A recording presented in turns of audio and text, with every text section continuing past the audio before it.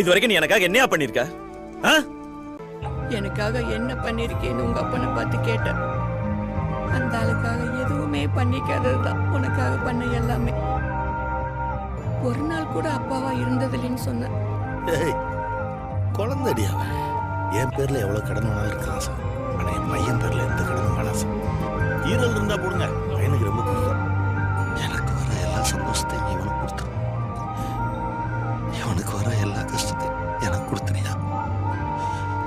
ஒவ்வொரு நாளும் உனக்கு அப்பனா மட்டும் தாண்டா இருந்திருக்காரு. உங்க அப்பனோட பாதத்தை என்னைக்காவது பார்த்திருக்கியாடா?